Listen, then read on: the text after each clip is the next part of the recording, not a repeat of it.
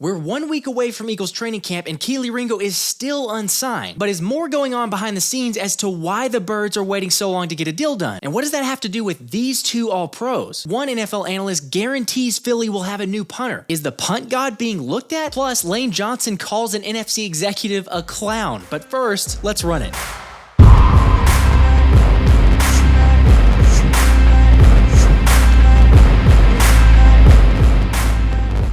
What's up, guys? All right, so first up, we have some retirement news with Deshaun Jackson announcing his retirement on Instagram, saying, "Did it my way, 15 years strong, never another like it. Hashtag one of one." Okay, actually, I lied. He didn't retire, but it's amazing how quickly news outlets ran with it, just assuming that he meant he's done. Granted, that does sound a little like how a retirement post might go. Thankfully, DJax cleared the air with a follow-up saying that he's not retiring, and we will know for sure when the 36-year-old is all the way done. Jackson was definitely one of my favorite players, and although he's not officially done, it got me thinking about some of my favorite DJax plays. I think the easy one is obviously the Miracle in the Meadowlands, but there's so many others that people forget. So go ahead and drop your favorite Jackson memory in the comments and let's keep going. The Birds were in action the past weekend, hosting several youth football camps, including Nolan Smith, who visited his old Boys and Girls Club in Savannah, Georgia, where he signed autographs, took pics, and handed out school supplies. It's safe to say I would have been like the kids in the video had I actually been there. Oh my God! Another former Georgia player getting in some last-minute work and preparations ahead of training camp is Kelee Ringo. And, I've mentioned it before, but the dude obviously has the size to play both corner and safety, so I'll be curious to watch which position the Eagles line him up at once training camp begins in less than a week. In the meantime, the question we continue to ask ourselves is why hasn't the rookie signed yet? Well, I don't know. Could it have anything to do with Jacob Sports' Jody Mack saying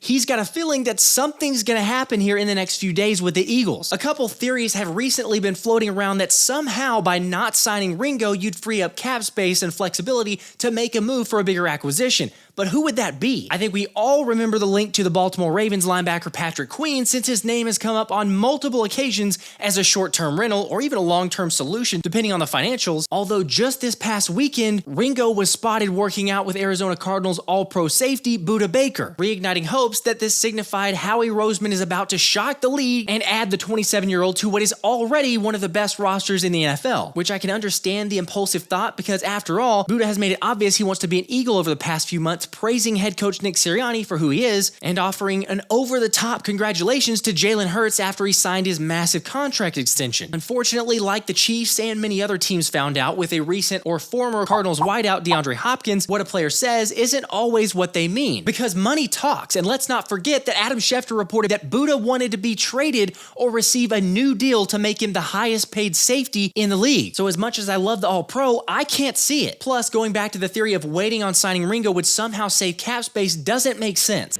That doesn't make sense. The reason I say that is because the rookie is due somewhere around $4.5 million with an $800,000 signing bonus, which based on the estimates for a 4th-round pick means that Ringo won't even be a cap hit. Credit Jimmy Smith of On the Road to Victory for more of the breakdowns, but basically the cap only includes your top 51 cap hits in the calculation, so Ringo's contract doesn't affect the numbers at all. Yet if you're still wondering why Ringo would be working out with Budda, the Arizona safety lives in the area and Ringo played high school ball at Saguaro High in Scottsdale, Arizona. So it's not a stretch at all to think that both guys could get together and work out. Anyway, let me know what you think in the comments of all this, and what's up with the rendezvous between the two Arizonians? Sorry, whatever they're called. The more intriguing storyline I love to see is having Ringo get to learn from a 3-time All-Pro and hopefully pick up some safety tips, because although I'm a big fan of Sidney Brown's potential, and I think Reed Blankenship will be solid again this season, I think the more athletes you can get on the field, the better. But what do y'all think? The beauty is that Keelee's gonna get to learn behind vets like Darius Slay and James Bradbury, so although we're hopeful no injury bugs get us, Ringo's addition will be some much needed insurance. So I'll say it again, the Eagles will get a deal done soon. But I don't think that's the one Jody Mack was referring to. How about trading for Las Vegas Raiders running back Josh Jacobs then? Since CBS Sports reported the 25-year-old will hold out from the Raiders training camp if he doesn't have a new deal by 4 p.m. Eastern time today, which at the time of this recording, there are no signs pointing towards a deal getting done, which is why Garrett Podell Podell lists the Eagles as the #1 most likely team to acquire the All-Pro running back, saying, since Miles Sanders is now a Carolina Panther, Jacobs would be a seamless addition inside an Eagles offense that put up 35 points in the Super Bowl. The defending champion Philadelphia Eagles don't need anyone at this stage in the offseason, but coming up just 3 points short in the Super Bowl could cause general manager Howie Roseman to go all in. While he was a Pro Bowl player last year, Sanders is not a volume runner. He had just 2 games last year that saw him receive at least 20 carries. He was largely invisible in the Super Bowl as he gained just 16 yards on 7 carries. Sanders is good, but it seemed like the Eagles would have benefited by having more of a physical presence in the backfield. New offseason additions, DeAndre Swift and Rashad Penny, have shown to be injury liabilities at higher carry volumes in their career.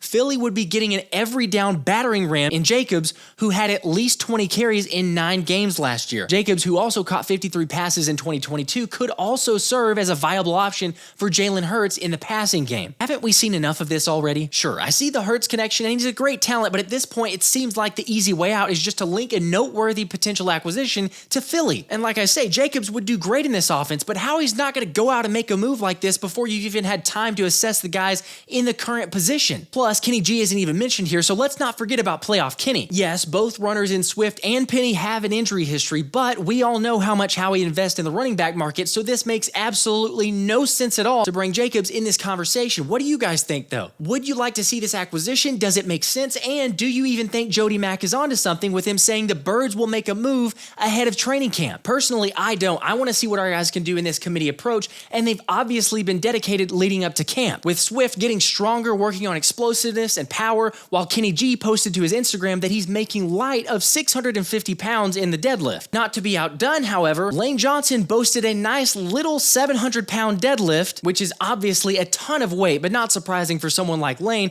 and it also wasn't surprising to see Pave the Lane ranked as the 4th best tackle in the NFL by executives, coaches, scouts, and players around the league. Okay, I probably would have had him a little bit higher on the list, but maybe I'm biased, because we know about the insane no sacks allowed streak and the fact that he led the league in pass block win rate among offensive tackles at 95% last season. But one NFC executive believes Johnson is overhyped and plays in a run-pass option offense that helps him limit sacks, saying he gets a lot of credit for being noisy and playing on a good team. Excuse me? Noisy? How much you want to bet this was an executive whose name rhymes with Fairy Bones or Lawn Wrench? Perhaps you're right. Regardless of who it was, the criticism made its way all the way to the All-Pro, who actually had a response tweeting that whoever said it is a clown. And then Jason Kelce had a sarcastic response for the noisy comment saying, must have been the Christmas album. I think it's ridiculous. This was obviously someone whose judgment is so jaded by their hatred of Philly that they can't possibly be objective. Jordan Mailata also made the list at number 5, which was pretty cool, and had the left tackle respond to Lane saying, let's run this back. But for the haters out there, they don't like us and we don't care. Much like the Eagles didn't care what the Jalen Carter criticism was before the draft. With Carter, there's some character issues. Does he get along with everybody? What's he like to deal with in the locker room? Those sorts of issues. I know it's early in the process, but I'm forewarning everyone out there. Carter's going to be kind of a hot button name when we talk about some of the intangible aspects of it. I think, though, with Pete Carroll sitting here at number 2, who has a long history of taking guys that have quote-unquote questionable character and then developing them and having it work out, it makes a lot of sense to me. But that will be the big discussion. It's not about his talent. It's not about his size. It's not about his explosive takeoff or finishing as a pass rusher. It's about the character. Do we want to bring that guy into the building? Maybe it's just me, but it's crazy that all we seem to see or hear about surrounding Carter was negatives. And don't get me wrong, I understand the spotlight he was in with a car crash and now the 2 lawsuits he's been named in, but a positive story that's resurfaced lately speaks to the loyalty of Jalen after Georgia defensive line coach Trey Scott told The Athletic once JC found out Weston Wallace, a teammate, couldn't afford to eat with the rest of the team because he was a walk-on, Carter made sure it wasn't the case moving forward, using his scholarship to pay for the walk-on's lunch every single day. And Wallace thinks it's ridiculous to hear someone critical of Carter's character, saying, you honestly don't know the guy if you think that. You can ask anybody on the team, whether it's O-line that he bullied every day out there, everybody thinks he's an all-around great guy. The article goes on to share that Jalen didn't make a big deal about it since he didn't want the credit and did it anonymously until the nutritionist finally leaked the story, where after being asked about the situation, Carter said, the blessings I have from being on a full ride, I just wanted to help. And and that was taking care of a brother. The fact that Jalen did that while no one was aware speaks volumes to me. I've had a couple ask if the recent lawsuit will change anything, and no, it's not going to impact his ability to play in the sense of time, but I don't know. Does this hang over his head and affect the mental part of his game? I still say no, especially with a close-knit group around him and some of the best mentors you could ask for, but how about you guys? Okay, let's move on. So if you didn't catch it last week, Howard Eskin is adamant the Birds will have a major positional change. I'll say this, Howard. Siposs stunk. Howie and Sirianni should not have had him in that game. There should have been someone else in that game. That was a mistake. What were you going to do? Try and shake a tree and have a punter fall out? Siposs, remember, did have a really good year the year before. You're too deep into the season. I don't think he did. I think we've been concerned about Aaron Siposs from the moment he's arrived. I don't think so. He had a lot of punts inside the 20. But the reality is they will have a different punter this year. But it doesn't change. They will? Yes, they will.